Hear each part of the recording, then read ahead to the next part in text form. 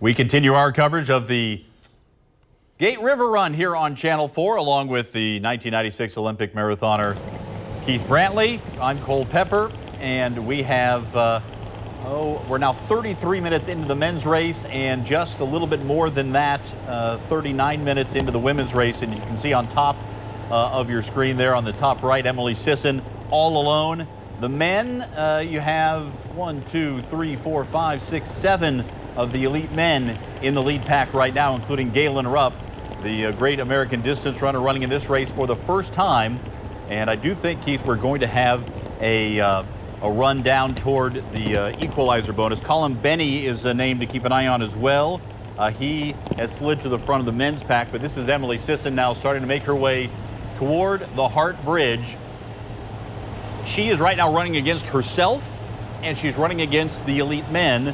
And she can't know where they are right now. Of course, she's out there by herself on the course. All she has to track what's going on is her watch, where she can look down to see what her pace is. She's been running just over a 5-minute pace to this point in the race. Galen Rupp, by the way, his 10K split 28:52. So that's about a 14.5-minute pace for this lead group on the right. And Emily Sisson, you can see the elevation now starting to be a factor as she climbs the Hart Bridge. Absolutely. And you know, again, you know, she is feeling this stress of being hunted, and she's doing everything she possibly can to fight this. But, you know, in the end, you know, if you notice, she's also not running the tangents, which I thought that she would absolutely. The second you get on that Hart Bridge, on that river, that up that ramp, you want to go over to the right and then go up over to the left as you drift over. And I'm wondering if that's some sort of tactic she has in her mind, but that would cut off about 10 or 15 yards, and that might be the deciding factor in the race. You see her going past that flag that marks the 8-mile mark of the race, so 1.3 miles to go, and she is rapidly approaching the top of the Hart Bridge. That's where Jamal St. Cyr has set up shop once again this year. Jamal, it's a familiar sight for you. Emily Sisson all alone coming up that bridge. Yeah, Emily Sisson alone. This is very similar enough to last year, but one very keen difference that I'm sure she's noticing right now as she makes her way up is that the lack of wind. It's very calm up here. I know you talked a little bit about how she said she needed that positive self-motivation to get up the bridge last year because of the wind.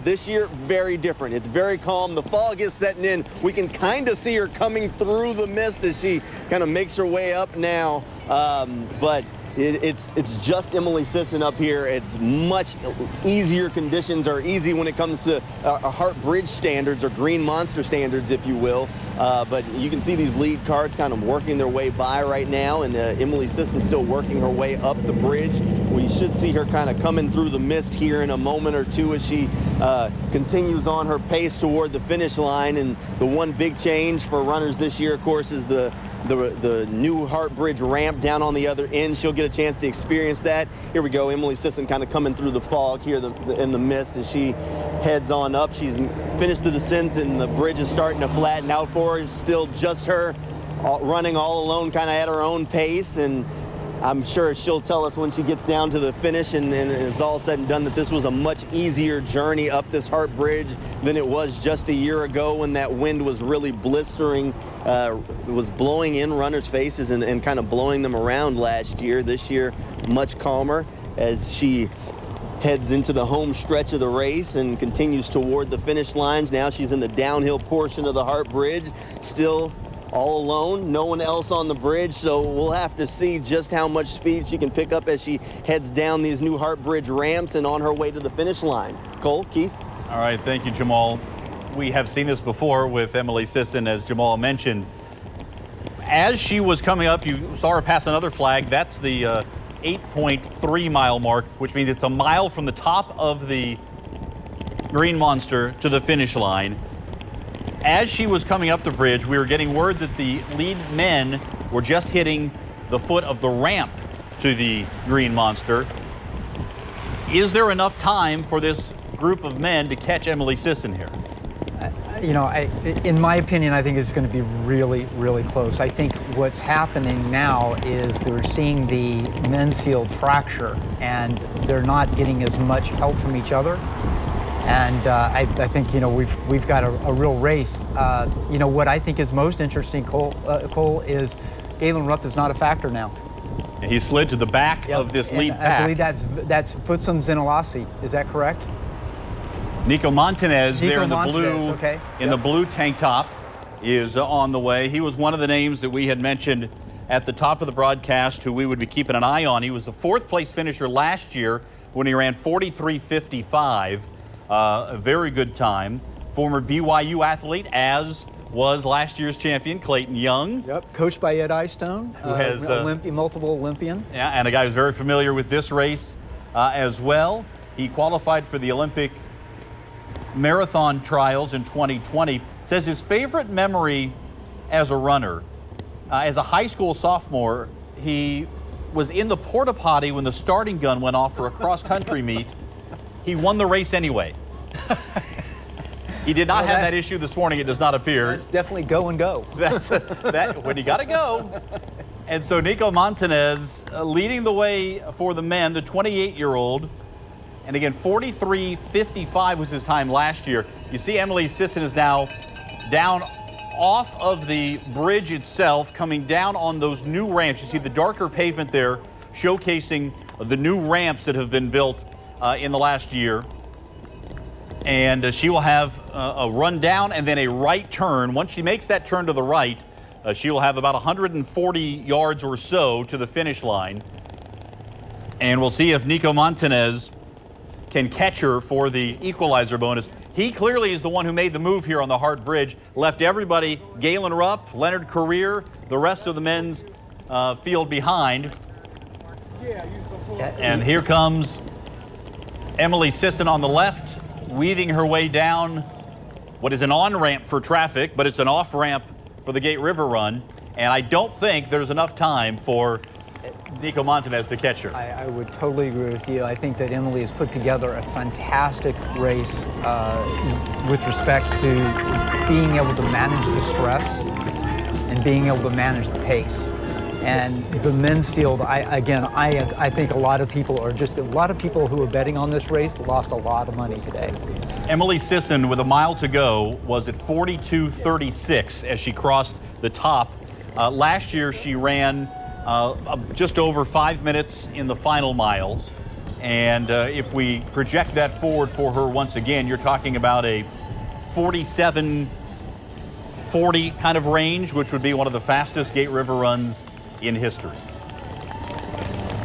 That would in fact be the 4th fastest if she continues on that pace, if she can keep it. And here she comes, about ready to make that turn and head down toward the finish line right there of the Gate River Run. All right, this should be our Emily Sisson, the defending champ. You can see the time there. That is indicative of the men's field time, so you have to add 6 minutes to the time there on the clock for Emily Sisson. And here she comes, back-to-back winner of the Gate River Run, Emily Sisson, unofficially 46.27, or rather 47.27. That's impressive. That is very impressive. That would be the 4th fastest in history for a woman running the Gate River Run. Back-to-back national championships for Emily Sisson, who will drape herself in the Stars and Stripes here in Jacksonville yet again. What a race. I'm stunned. I'm just stunned. I knew how great she was and how fantastic she was in terms of pacing, but the stress to be out there all alone like that again, it's amazing. And remember, this is the first time she has run since the Olympics. So, back-to-back winners for Emily Sisson. All right, let's check in and see how the men are doing as Nico Montanez has made his way down onto Gator Bowl Boulevard. I believe that's Leonard Career, the closest following him. But again, does not look like there's enough space for Career to catch Nico Montanez. You think there's enough? I'm going to disagree with you. I think that Nico is in a little bit of trouble. The men's group that's turned off just to the side as we've got the guys turning here pretty quick, and I think Bonnie this is going to be I would think that is there might not be enough room left. All right, he's making this right turn right now. and it's about 100, again, roughly 140 yards. That look back just said it all.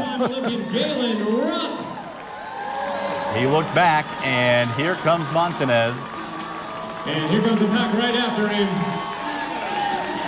Oh my gosh, it's not rough. 43-10 unofficially for Nico Montanez. All right, you guys. Winning the Gate River Run, and he is the national champion at 15K. The 28-year-old with one of his best wins of his career, finished 4th last year, and he improved as the champion this year, and he left it all out there on the course. As you see Hillary Moore coming over to congratulate him, along with some of the other elite men's runners who have now finished. What a performance by Montanez.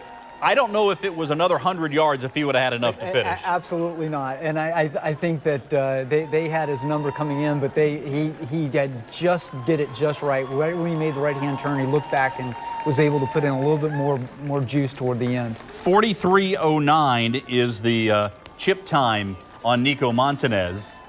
And, of course, the record 42:22 set by Todd Williams. We assumed that was going to be very safe, but that would be just shy of a top 10 fastest time in Gate River Run history. So the weather conditions favorable for some fast times today, and both Emily Sisson and Nico Montanez took advantage. And I would just say, I think that the field was too dependent on Galen Rupp to be able to set the pace early and go after Emily Sisson. I think that maybe Rupp's not in the best shape of his life right now. He's probably getting ready for the World Championships later on in the year. Rupp finished 7th. He crossed at 43:31. So let's run down the top 10 on the men's side for you in the elite field. Nico Montanez wins at 43:09. 4 seconds back, Leonard Career, the 2-time champion. Olympic steeplechaser Hillary Moore at 43:14 was in 3rd. Baya Simbasa in 4th. Colin Benny, Futsum Zena Selassie in 6th. Galen Rupp in 7th, as we mentioned. Zach Penning finished 8th. Matthew McClintock 9th. And Jacob Thompson finishing 10th on the men's side. A number of the names that we expected to see in the top 10 did indeed finish in the top 10. Will be interesting to hear how Montanez saw things play out, particularly as he hit the Hart Bridge and that pack started to stretch and he made his move. Absolutely, absolutely. And again, I think, most people would be stunned that Galen, unless you knew that Galen was not as fit as he needed to be, I think a lot of people are absolutely stunned, and I think that affected the pace early on. As the elites are finishing, the last wave is starting. These folks, a lot of them will probably be in the, let's call it 2.5 hour range, maybe slightly more than that. Need to be 2.5 hours to the foot of the Hart Bridge. There are some of the slightly faster runners here working their way through San Marco. And these would be the kind of folks who... This is me and you, Cole. Well, and I was going to say, if I was right looking this good at 4.5 miles, I would feel pretty good about myself. Yeah. These are some pretty good runners here. These are not folks who are just out there to party. They're trying to get a number in, trying to put up a time, maybe beat last year's time. There's a pyramid of running. Some are racers, some are running, some are joggers, some are walkers. These are certainly runners who are working on here. Speaking of racing, let us check in with our women's champion for the 2nd straight year. The national championship stays with Emily Sisson. Emily, congratulations. When we talked last week, we asked if you were going to go out and try to put the hammer down early on. Wasn't quite as early a move, but you certainly did stretch out your lead pretty early on here. What was your feeling coming into this race about your strategy for the Gate River Run this year?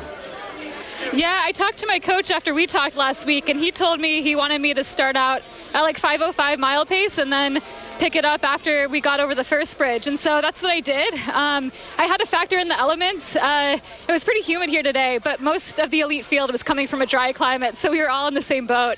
So I did have to factor that into how I was feeling and how I ran. But yeah, it was a great race. Great first race back since Tokyo, so I'm really pleased with that. You also mentioned last year that you were curious to see what your last mile would be coming off the top of the Hart Bridge. 4:52 today for you in that last mile. So I think it worked out for you all right. Yeah, I was really pushing hard. That whole race, I kept counting down until the top of the hill, and then I kept telling myself it's just all downhill from there. So once I crested the top of the bridge, I just was like trying to go as fast as I could because I didn't know how close the men and the women were. So yeah, I was pushing. Yeah. Emily, this is Keith Brantley, and fantastic race. Give us a kind of a thought process. This is a unique race where you're actually, when the women start out, you're the hunted rather than the hunter. What kind of thought process that, you know, it's stressful just leading a race like this, but knowing that the men are breathing down your neck and you're trying to protect yourself. What's your thought process in that? I've actually never thought of it that way, but that's a good way to put it, I guess. I try to run so that I'm like pushing and I'm comfortably pushing it, but that I have some save left for when I get to the top of the bridge so that I can really like hammer it home. But yeah, I never really thought about it that way. I guess I am running with like a target on my back because the men start behind us. And as the defending champion, definitely a target on your back. You and the other two Emilys were at the front pretty early on there. I think you probably had to know that those are going to be two of your toughest competitors coming into the race. At what point did you feel like you sort of had this thing in the bag? I never feel like I have a race until I cross the finish line. I always want to be prepared that someone's going to just come up on my shoulder last minute. But yeah, it's funny because all three Emilys, we were all coming from Flagstaff, Arizona. And I remember joking with one of them on the plane. I'm like, we should hold this race in Arizona. It'd be a shorter flight. But yeah, no, it's nice. I know them well. They're great competitors. And yeah, they're good people. They're good friends. Yeah. Finally, Emily, what does it mean to you to repeat as a champion here at this race? It means a lot, especially coming off such a long time without racing. I haven't raced since the Olympics. And I was telling someone it's a bit of a confidence boost too, because I know I've been training hard, but I haven't raced. I haven't pushed my body this hard in a while now. So it was really good just to get the legs going, like turning over really fast again. And yeah, I'm hoping this is a good springboard for the rest of the year. Emily, thanks so much for taking some time with us after the race. Congratulations for the second straight year. You are the national champion at 15K. Thank you so much.